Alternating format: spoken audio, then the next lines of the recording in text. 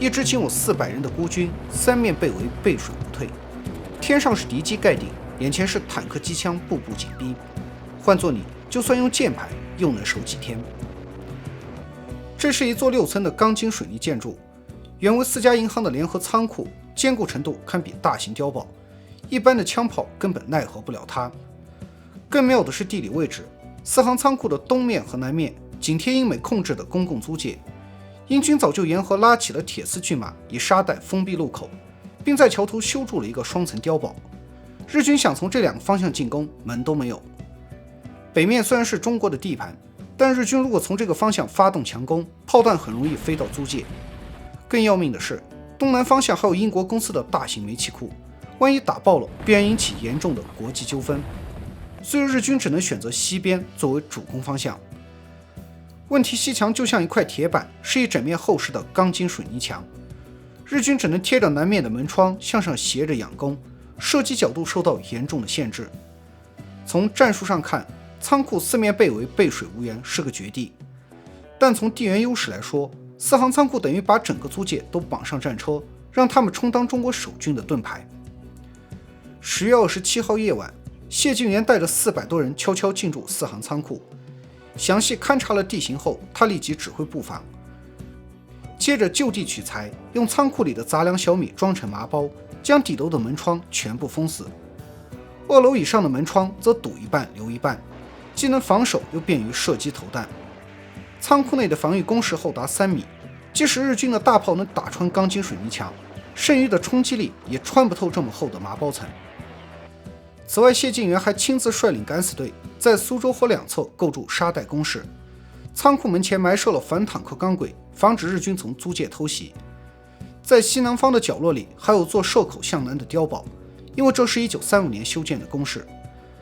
武器弹药方面也不用愁，4行仓库本来就是88师的师部所在地，存储着充足的粮食、弹药和饮用水。88师撤退时，特地留下了27挺捷克式轻机枪、4挺水冷式重机枪以及数百箱手榴弹。兵力部署方面，第3连守在左翼的交通银行附近，第2连负责核心的4行仓库，并在周边布防，第1连作为辅助守在右翼。此外，屋顶部署了2挺机枪负责防空。精心的准备后，800壮士严阵以待。日军很清楚4行仓库是钢筋水泥建筑，光靠普通步兵根本啃不动，必须用炮火开路。于是专门调第10大队负责攻坚。该大队共500多名士兵，配备了数门榴弹炮、平射炮以及2辆装甲车。大队长土师喜太郎曾担任战舰炮术长，能精确控制各种火炮的威力。10月27号下午，日军率先派出一支50多人的小队从西边发起进攻。交通银行的3连与其短暂的交火后，佯装不敌，撤回仓库。日军见状，以为中国守军不堪一击，立马追击到仓库外围。谢晋元暗喜之余，示意部下别急，因为窗户朝南，只能斜着往西打，必须等敌人靠近，才能发挥最大的杀伤力。当日军推进到几十米的距离时，谢晋元一声令下，上下几楼的机枪步枪齐声怒吼，当场击毙了10多名日军。几个小时后，100多个日军又冲了上来，这次人数更多，但经验不足。他们以机枪掩护，向仓库交替推进。谁知中国守军已在附近埋设了地雷，日军一头撞进陷阱，惨叫声此起彼伏，愚者纷纷抱头鼠窜。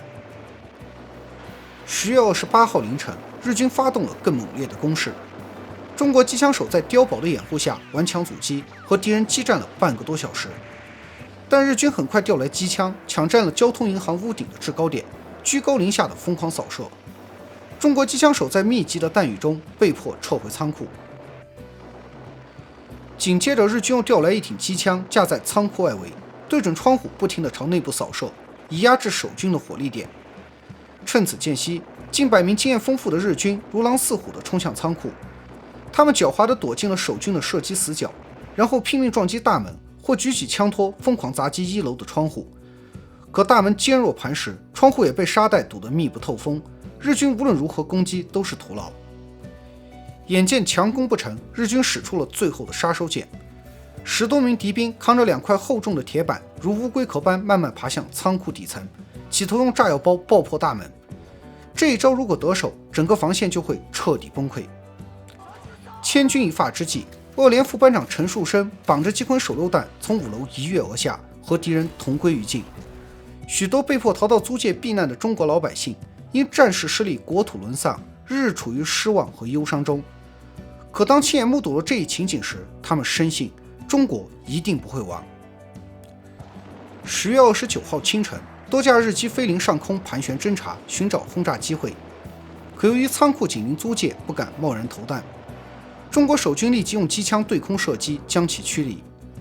下午，2艘小艇载着几十个日军沿苏州河而上，试图从水路进攻，但在垃圾桥附近被英军所阻，水路的偷袭计划随之破产。